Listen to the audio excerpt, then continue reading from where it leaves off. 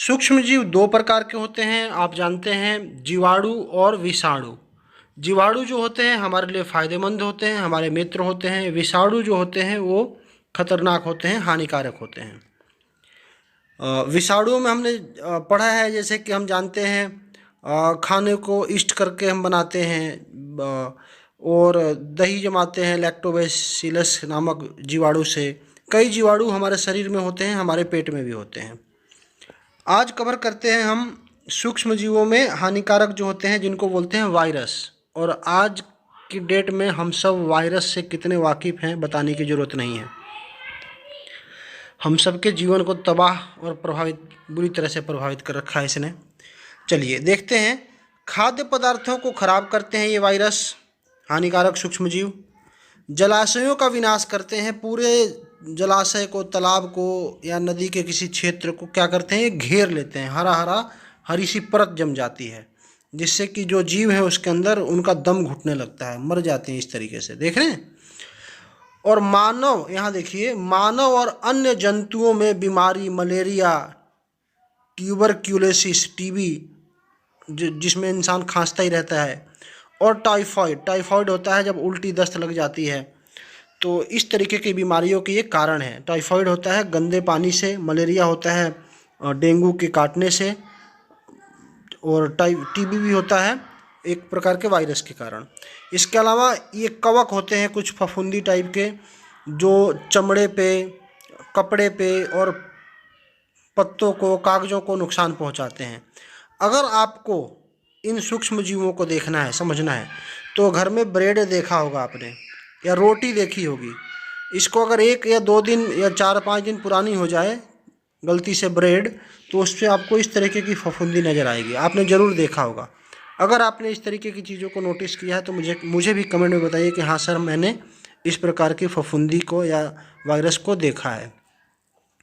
इसके अलावा ये क्या करते हैं, पौधों को बीमार करते हैं। नींबू में एक रोग लगता है कैकर, और गेहूं में रस्ट नाम के रोग लगते हैं। आपने देखा होगा फलों के ऊपर इस तरीके के दाग होते हैं, पत्तों पे दाग होते हैं। कई तो वायरस ऐसे होते हैं, जीवाणु, विषाणु, जो पूरे पेड़ की पत्तियों को खा जाते हैं, बिल्कुल उसको उजड़ा कर देते हैं, उजड़ जाता है वो। ठीक है।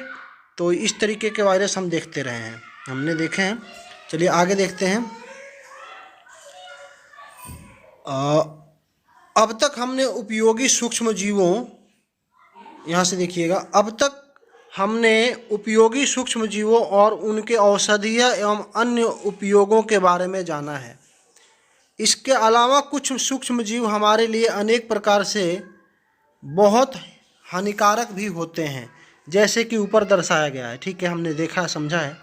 कुछ सूक्ष्म जीव मनुष्य, जंतुओं और पौधों में संचरणीय रोग उत्पन्न करते हैं, मतलब एक के बाद एक।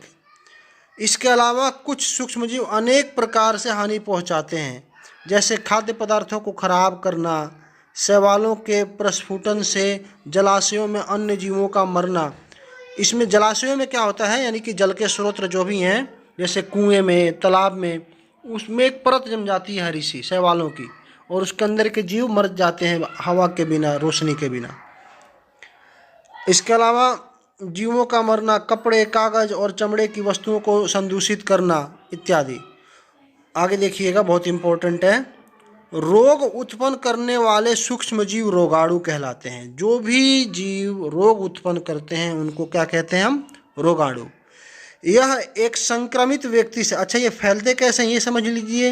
ये एक संक्रमित व्यक्ति से स्वस्थ व्यक्ति में संक्रमित हवा, मतलब दूषित हवा, जो हवा जिसमें ये मौजूद हो, संक्रमित रक्त मतलब खून, हवा, पानी, भोजन के द्वारा फैल सकते हैं। इसके अलावा रोगवाहक, यानी रोगवाहक जीव होते हैं, जैसे कि मच्छर, मक्खी और भी कुछ जीव जंतु होते हैं, या फिर पालतू जीव, कुत्ते, बिल्ली, इनके द्वारा भी ये फैलाए जाते हैं, और इनके संपर्क में जो आएगा उसको ये बीमारी लग सकती है।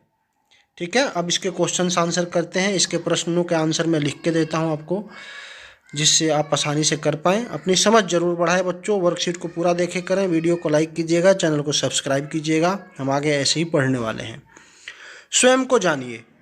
ठीक है। सूक्ष्म जीवों के कोई 3 हानिकारक प्रभाव लिखिए। देखिए, वैसे तो सूक्ष्म जीवों के कई हानिकारक प्रभाव हैं, लेकिन जो 3 हम यहाँ देखते हैं वे इस प्रकार से हैं। उसका आंसर आप ऐसे लिख सकते हैं कि सूक्ष्म जीवों के कई हानिकारक प्रभाव हैं, जिनमें से 3 इस प्रकार से हैं: खाद्य पदार्थों को खराब करना, संदूषित करना, कवक द्वारा कपड़े, चमड़े और कागज को संदूषित करना, पौधों में बीमारी, पौधों में पत्तों, फूलों और फलों को नुकसान पहुंचाना।